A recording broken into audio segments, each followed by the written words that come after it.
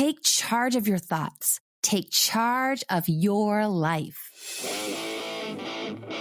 Psychologist, author, speaker, musician, former professor, and the host of Love and Life, Dr. Karen Anderson Averill. Welcome to Love and Life. I'm Dr. Karen Anderson Averill. Back by popular demand, my husband Dan is joining me today. He hasn't been on the podcast for a while, and he's kind of a fan favorite. So Dan, welcome to the program. Hi, darling. Happy to be back with you. Yeah, we've had some good feedback in the past, and it's been a while, and it's just because I've had other content that I wanted to roll out. But, you know, the whole point of a podcast like mine is to help us all thrive in all realms of love and life. And yes, many of my listeners are single, but most of my listeners are hoping at some point to have a strong, solid, healthy, happy marriage. So that's what we're going to talk about today. And of course, we're going to back it up with some psych research and also our own opinion and our own experience. Also, you may hear some pup-like noises in the background. We have both Lolly, who you know from Instagram, and our new rescue pup, Copper, with us because, like most parents, when you have a new baby, you can't bear to have the babies outside of your sight. So they're with us here in the studio and may or may not bark, /scratch, /snort, /squeak if there's a toy involved. There may be. It's very likely. Very likely. Let's dig into the topic for today, which is all about how to have a strong, solid, sexy, exciting marriage and what we can do in our single life now to prepare for that. Because one of the things that I'm so excited about and so passionate about, and my listeners know this, is to create a life for ourselves in our single years that is going to build a solid foundation for that marriage. You know, a lot of my listeners or followers, they'll reach out to me and they feel frustrated because I'm in my 30s now, or I'm in my 40s now, and I'm still single, and it feels like time is slipping away, and it's wasted. This time that I anticipated, I expected, I wanted to be in a marriage at this point in my life, and I'm not, and it just feels like everyone else is out ahead of me, and here I am, and it's wasted. But my point is, and what we're going to talk about today, and the research shows, the time that we spend single is not at all wasted, and we're going to share from our own experience and from the research why this is so and how you right now can take steps as a single person to ensure you have a strong and healthy marriage.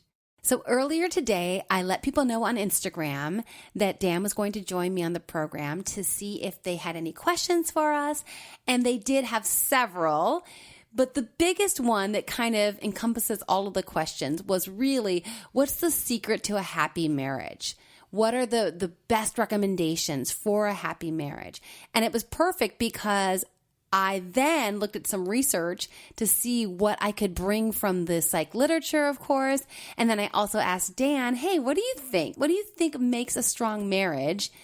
Besides being married to me, of course, which is just so easy. But no, I just said, because it's great to get the male perspective. And in my past as a single woman, I used to get really frustrated that so often it would be women writing books about the secrets of the male mind and what guys think. And it would always drive me crazy because I thought, you're a woman too. Why are you trying to tell me what guys think? So I think it's really valuable to have that male perspective. So today's episode, we're going to have some psych research and then we'll integrate Dan's perspective and we'll take it from there. Dan invented it because I kept burning my tongue on my black coffee. And then we realized the perfector could do so much more. It's the only way to brew coffee or tea and then immediately ice it for iced coffee or iced tea without watering down the flavor. It also brings bourbon to a perfect chill, again, without diluting it or bruising the flavor notes. But my favorite application, wine. The Perfector takes your room temperature red to the recommended low 60s in just 20 seconds. And as a bonus, the Perfector aerates your vintage as well. Check out all the Perfector's applications, including bringing white wine to its most flavorful temperature at drinkperfection.com. Love and Life listeners can use promo code PODCAST at checkout for 20% off your Perfector. So the article that I found is called The Recipe for a Happy Marriage, The 7 Scientific Secrets. And it was from Time Magazine in 2014. And it was based on a book that I've read, actually. And I read it, sweetie, right before we met. And the book was called For Better: How the Surprising Science of Happy Couples Can Help Your Marriage Succeed by Tara Parker Pope. And I remember as a single woman, of course, and a psych nerd, I was always looking for what does the research say? Because I wanted to ensure that I would have a strong marriage whenever that would happen. And yes, I was 40 when we met, so it was taking a lot longer than I expected. And one of my favorite points from this article is that according to the research, we should, when we're single, keep our standards high so that when we get into the marriage, we keep our standards high even in the marriage. And I love this. And the article says, more and more people are told their expectations for marriage are too high. Research says the reverse. People who expect more get more.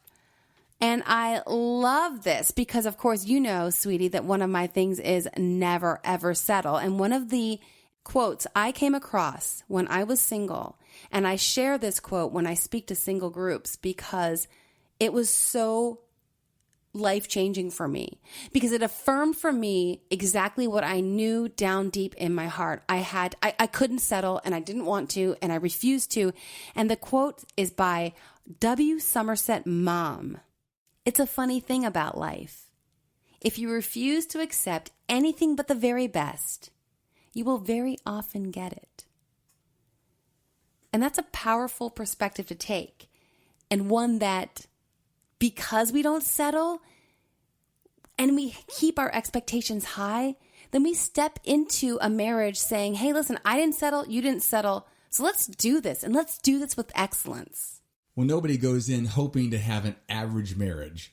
Everyone, I'm sure, hopes to have an exceptional marriage. And that's one of the things when you ask me to think about some of the keys that I believe are important to have a great relationship / marriage. And one of the things is to avoid complacency. So that ties into this topic about high expectations. So once that you do find that partner, whether you're married or you're just in a long-term relationship, the key is really to not take that person for granted. You know, we hear about dating your spouse. We know that we put our A game right out front and center when we're dating. For instance, honey, when I met you, it was so attractive to me that you were such this well-rounded, high expectation person that had lived life and was not just sitting around in her parents' home waiting for the right guy to come along, waiting for Prince Charming. You were out changing the world, doing things that you loved, having great friends, having great experiences. And so to me, that was somebody with high expectations and somebody that I could connect with. And that's why we ended up having a 7-hour first date, by the way. But I think as far as the relationship and keeping a strong relationship, and part of it, of course, we could say, hey, don't wear cotton sweats every night and keep it sexy.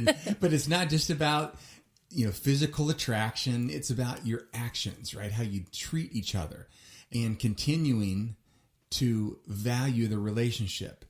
In addition, not being complacent with yourself, not being complacent in your job, not being complacent in your personal knowledge, just continuing to grow as a person and continuing to be interesting and interested in your partner, in your relationship, in life in general, and just having a curious mind. So those high expectations and that the opposite of that, the complacency, I think the complacency is certainly something to avoid, which is difficult to do, but is critical. And that high expectation is just as critical and ties into the opposite side of that. And we were talking about this earlier, and as we were preparing dinner, and I had received a DM from a follower who had just gone through a breakup, and she's in her early 30s, and she's really frustrated. She's really scared about not becoming a mother, and she's just she was just saying, hey, how do I not be so despondent? How do I do this? And you said, that's something we can share tonight when we get on the podcast, because complacency can come from not appreciating what you have. And I think my listeners, those that are single, another benefit of being single for a while is that we appreciate, someone who gets hooked up with someone in their early 20s, and that's not a bad thing. Sometimes that works out for people, but it's often when you get something really wonderful early on, it's harder to appreciate it, don't you think? And so, I agree. Yeah. So since we're talking about the aspects of the single life that actually build into your future marriage, one of these is that you will probably be less likely to be complacent.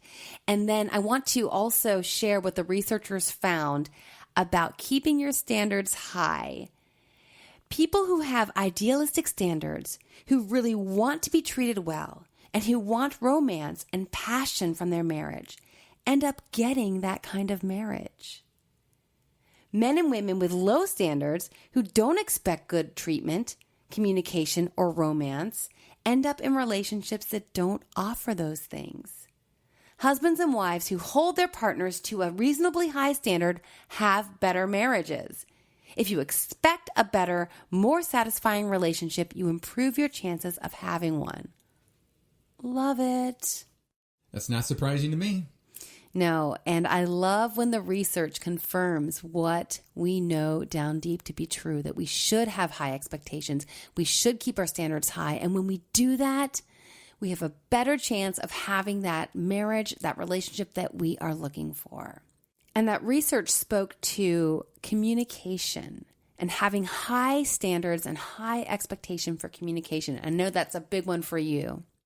Right. That is one that I wrote down. And that may be the most important, of course, because you can help avoid complacency with communication. You can help avoid a lot of other problems.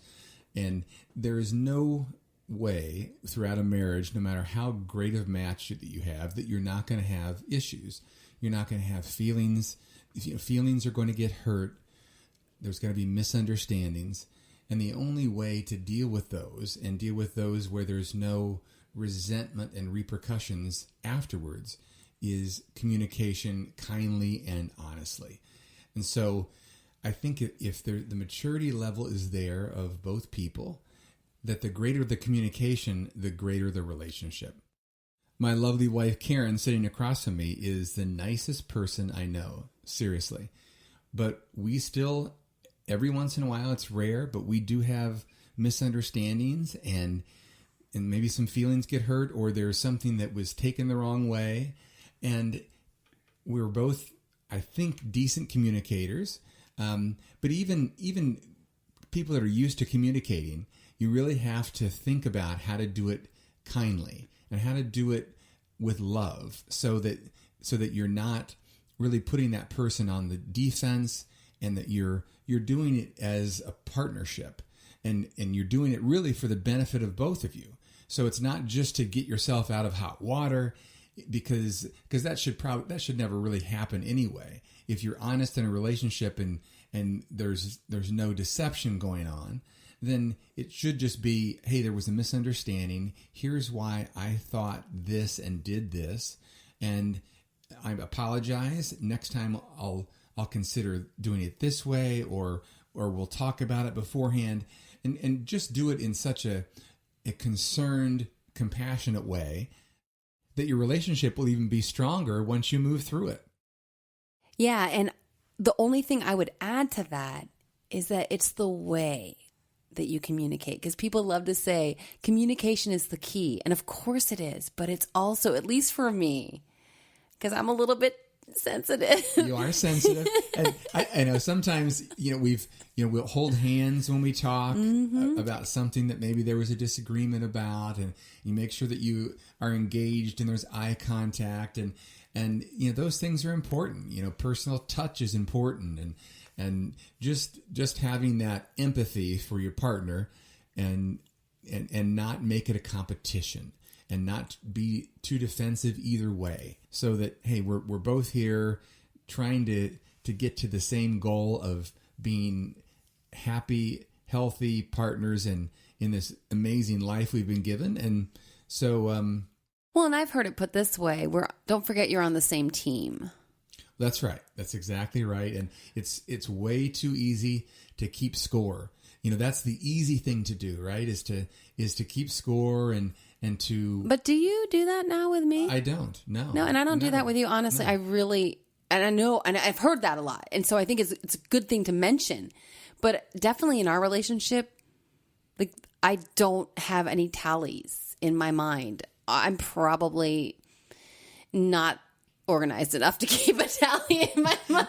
Well, I'm too scatterbrained. I mean, I'm just more random. I think a lot of it is just giving your partner the benefit of the doubt.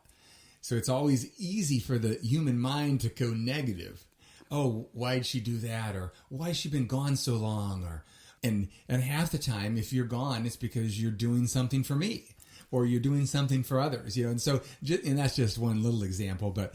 It's so easy to go in a negative place, and I would just encourage anyone, no matter what relationship they're in, or if they're not one yet and they get in one, is to if you're in a relationship with the right person and you develop that trust, then give them the benefit of the doubt, because it saves a lot of heartache and just a lot of indigestion. And I'm remembering early on in our marriage, I think one time you said to me something like, calm down. Do you remember that? I remember it, yeah. And I lost my mind. And so that's what I mean about, like, specifically the way you communicate. So for me, if someone tells me to calm down, I don't hear that they're really, truly loving me and trying to help me calm and settle. What I hear is, what you're upset about isn't valid, that you're minimizing my emotions, that you think that what I'm upset about isn't worth me being upset about. So really early on in our marriage, you learned, I will not say that. That's not a phrase I use anymore. No, it's not. Right. And because, so what my point is, communication has to be framed in the way that we can receive it, in a way that feels like all these things you're saying, that feels supportive, that feels like we're on the same team. And that particular phrase didn't feel supportive or that we were on the same team. And so right away, I bristled, I flipped out, and you heard me, and you've never said that since. And why would you, right? Because you can say probably 75 other ways of saying that same thing that I can receive. And I'm not that crazy defensive. I mean, I'm a little defensive because we all are, right? But you found that, hey, if I want to love Karen the way Karen needs to be loved, I got to figure out a different way to say this. And you did. And that's just love. That's just being a healthy communicator. Because it's not about like, I got to get my point across. It's about, how can I get my point across in a way that she can receive it, and then we can stay on the same team? Makes life a lot easier. It's so great connecting with all of you via the podcast, and I would love to meet you IRL. If your organization is looking for a speaker for your next event, check out my website, go to the speaking page, and see the content that I love to talk about. Just like on the podcast, in my speeches, I cover a wide array of topics grounded in psych research, of course. I'd love to meet you and share strategies for thriving in all realms of love and life with you and your organization. I cannot recommend Dr. Karen enough as your speaker at your event. As my keynote speaker, she completely set the tone of compassion, self-love, and authenticity that bled into everything we did for the rest of the event. She was incredibly prepared and present, and went above and beyond when it came to sharing the event with her audience. Her knowledge, magnetic energy, and expertise while on stage is one thing. It will be everything you'd hope for and more for your audience. But her giving spirit and willingness to do more than simply show up when it's time to go on is icing on the cake. She walks her talk, and by the end of working with her, I was wishing she lived down the block from me for weekly meetups. For more information and to book me to speak at your next event, contact my producer, Tim May, tim@loveandlifemedia.com. Okay, what else you got for us, babe? Well, I think another one is avoid ruts. And what I mean by that is really the best word is routine. Avoid bad routines and have good routines. So as far as the bad routines, an example would be that one of you is too busy, and so you're always going to bed at separate times. Oh, that's a good one for us. Let's get real tangible here. So I don't know if my listeners know this, but I am legit, straight up, 100% bona fide night owl. And That's a fact. Yeah, and when Dan and I met, I was actually teaching college courses in the grad program that started at 5 o'clock at night. So I would teach these courses 5 to 9 and then drive home, which was usually about an hour because some of these were in the burbs and I was living in the city proper, and get home at like 10, 10:30, have dinner, like 11, 11:30, and then do my stuff I had to do at night. So I was literally going to bed at 1, 2 on the regular, maybe 3. Dan is the exact opposite. He is straight up morning, early bird, had to get up oftentimes at 4 o'clock in the morning to catch a 6 o'clock flight. So when we met, our circadian rhythms, and there's research behind this, people. Look it up. It's legit. I'm not just lazy. There's really circadian rhythm research. So we were very much on different schedules. And one of the things we've done in our marriage, and it's been a little bit of both of us adjusting. Dan used to go to bed a lot earlier. I used to go to bed way later. And we've tried to meet in the middle. So that's a routine we've tried to establish for each other to compromise. And it's not a big deal, but it's been helpful. Well, it has been helpful because we were probably on an 8-hour different schedule. and with that compromise, we go to bed, now instead of 10, I go to bed at 11:30 probably. And Karen has brought hers back to certainly quite a bit earlier. To more normal hours. Yes, no longer vampire hours. And it allows us to talk, to wind down, to read, and to pray together. And I think some people, it's really easy and using too busy as an excuse, or maybe there's different work schedules. And I know that some of that can't be avoided, but hopefully it can be avoided long term. Prioritizing making money versus spending quality time together and really building that relationship and that love. I think that's a bad habit people get into. We know money is very important, but it's certainly not the end all be all. And if that is the primary focus, then eventually there's going to be issues.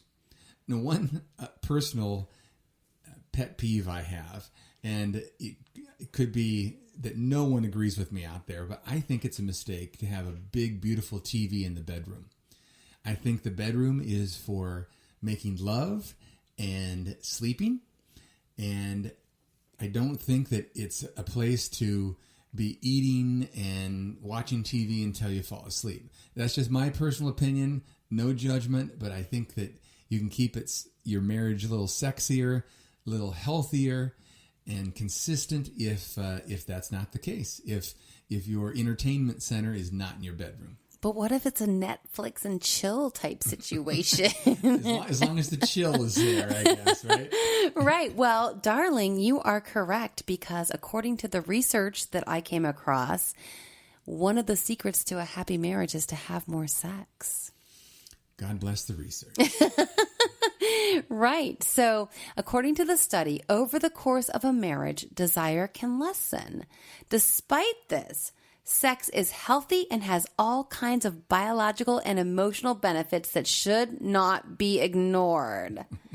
Over time, regular sex can improve your mood, make you more patient, damp down anger, and lead to a better, more contented relationship.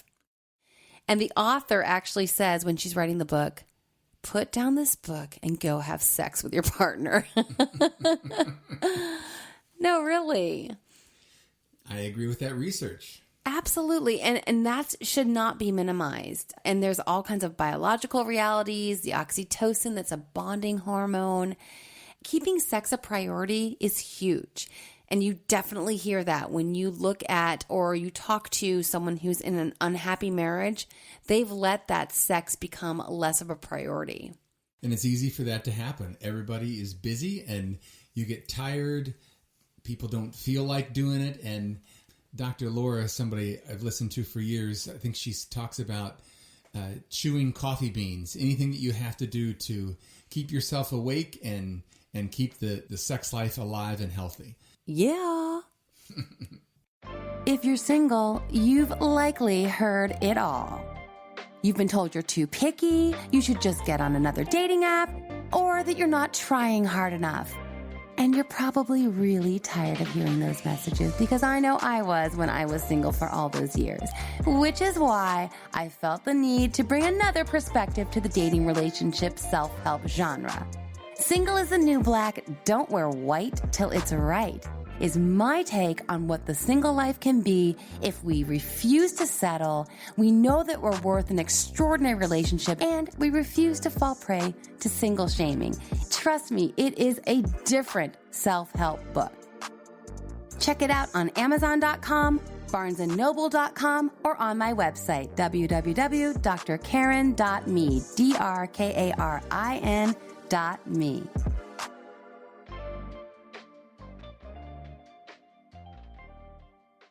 So related to sex is excitement. And according to Parker Polk's research, couples don't need more pleasant activities. They need more exciting activities to hold on to the rush they felt when they first fell in love. I like it. I think that, in fact, the fourth thing that I wrote down was to keep it exciting. Plan trips. Set your goals together. Have something to look forward to. I think one of our favorite nights of the year is when we set our goals for the year. Yeah. It's just those things to think about and try to achieve together, and it's so fun to have a trip that's on the horizon. I think that is just critical. So according to the article, couples who were intentional about trying to plan exciting date nights as opposed to pleasant date nights, what they found was that those who had undertaken the exciting date nights showed a significantly greater increase in marital satisfaction than the pleasant date night group. And they say protect your marriage by regularly trying new things and sharing new experiences with your spouse. Make a list of the favorite things you and your spouse do together, and then make a list of the fun things you'd like to try. Avoid old habits and make plans to do something fresh and different once a week. I think that's good because, there's the unknown aspect that's pretty cool. The unexpected, meeting new people, just all those things that are those different experiences that just are, that you throw in the memory bank, and that those are things that you experience together and learn together. And well, and sorry to interrupt you, but it reminds me of research I came across years ago that talks about when people go on dates, that if they do a risky or an exciting date event, like they go to amusement parks and they're on roller coasters, or they do a scavenger hunt or something really kind of that gets their adrenaline rush going, that what happens is they look at their partner who they're on this excursion with, and they go, oh my gosh, I'm feeling all these feelings physiologically. I must be into this person. Well, really, it's because they've heightened their adrenaline is rushing, right? And they've got this physiological response to the risky activity they're doing, but they attribute that physiological response to the person they're with. And in this case, it may not be, it's not the first date because you're in a relationship, right? Or you're married. And so all it does is enhance what you already have, not misconstruing what you might not have. Okay, true. I'm not talking about a first date situation, but the point is that when we get our biology in step with where we want to be emotionally, right? So if I want to feel excited about my partner, I got to do exciting things with my partner. I get it. Yeah. I think it's a great idea. Yeah. Let's connect on social. I'm most active on Instagram at Dr. Karen. That's Dr.Karin. On Twitter, I'm at Dr. Karen Anderson. Live tweet with me when I watch my favorite shows, Will and Grace, my brand new fave, God Friended Me, and of course, all shows Bachelor Nation. Join me on Facebook where I'm stepping up my Facebook Live game. I'm at Dr. Karen Anderson Abril. Okay, so another factor from the article was don't expect your spouse to make you happy. Dan just nodded his head and... That is... Remember, we're on a podcast, babe. You gotta be audible. I mean, auditory information, not visual information. I think that it is so important to realize that we are not going to change people, that we cannot wake up and expect our actions to make our partner happy. Happiness is an inside job. We all know that. All mature adults know that. And so that is very important for each person in the relationship to understand that it's not your job to make me happy. It's my job.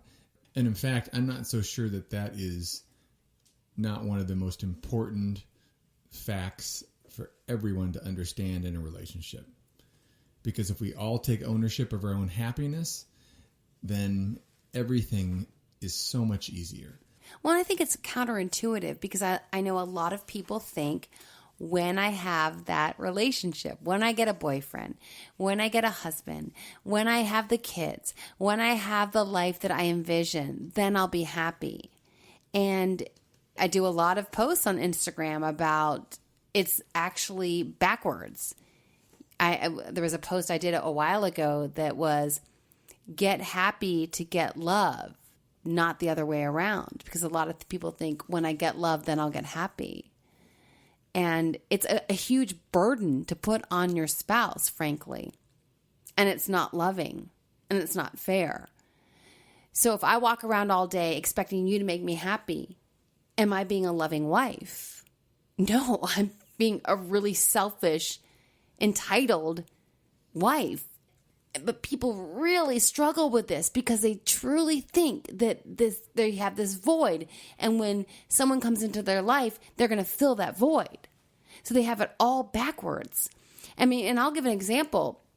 We have times, and I've had several times when I get into a funk. And you might try to say something nice or whatever. And I've literally told you, you know what?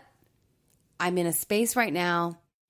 And I'll be like, give me 25 minutes and I'll be fine, right? Because I know myself. And I know that sometimes I just get into that mood. I get into that funk. And I know that I'm going to go there. And I also know because, again, another bonus of being single. There were many, many, many, many times over my many, many, many, many years of being single where I got into a funk. And I could sit in my apartment and be miserable for the rest of the night. Or I could go, okay, Karen, guess what? It's you. You decide to stay in this funk and ruminate and cogitate and be miserable for the rest of the night and waste a night, or you decide to get yourself out of it. And because I had all those times to do that on my own, I've learned to do that. So when I came to this marriage, I did not expect you to fix me, to make me feel happy, to heal me, to make me complete. And this really flies in the face of a lot of the rhetoric out there. A lot of people are like, you complete me. What was that Jerry Maguire, horrible line? Or I met my partner and he healed me. He didn't even know he was a healer, but he healed me. And I'm just not for that. I'm about autonomy and self-sufficiency. And what I see is that is a gift we give each other. Thank you, sweetie. You're welcome, darling. It makes it so much easier.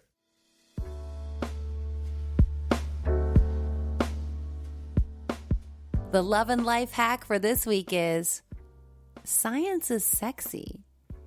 Science can help us have strong, committed, and sexy marriages. And as I mentioned earlier, singles, this information is for you because so much of what you do in your single life is preparing you for that fantastic, extraordinary, remarkable marriage.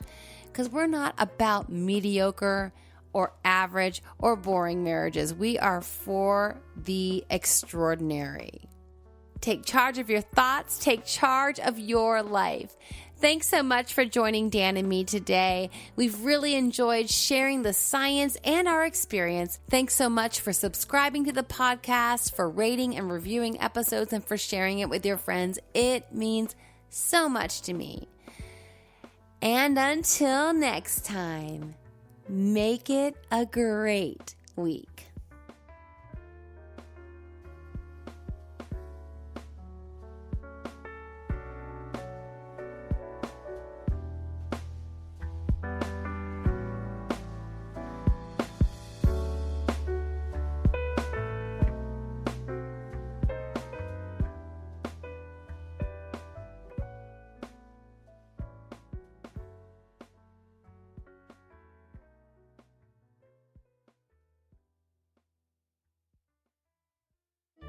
Love and Life is produced by Tim May and host and executive producer Dr. Karen Anderson Abril.